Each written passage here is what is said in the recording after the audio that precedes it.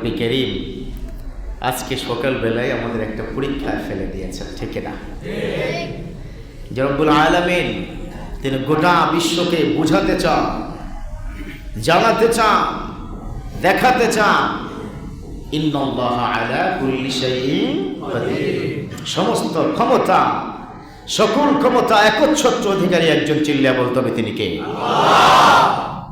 কিন্তু আমরা যারা আছি এলাকায় এমপি নমিনেশন পেয়েছি, আমরা যারা আছি এলাকায় দীর্ঘদিন ধরে কমিশনার, কেউ বা চেয়ারম্যান, কেউ বা 3টা গার্মেন্টসের মালিক, কেউ বা বিশাল ব্যবসায়ী, সবাই মনে করছে আমার অধীনস্থ যারা আছে তাদের চাইতে আমার ক্ষমতা বেশি।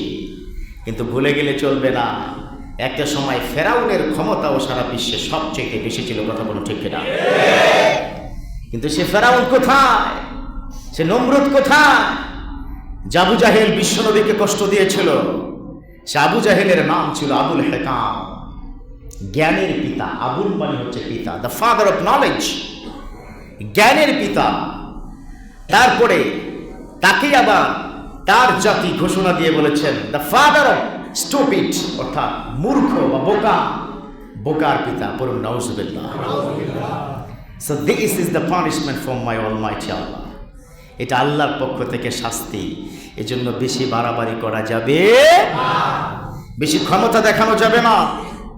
ক্ষমতা দেখালেই আল্লাহ পাক মাঝে মধ্যে ইদা জুলজিলাতিল আরদ জিলজালাহা, গোটা বিশ্বকে কাঁপুনি দিয়ে কি দেখাবে? সব ক্ষমতার একচ্ছত্র মালিক একজন, চিল্লিয়া বলতে হবে তিনি কে? আল্লাহ।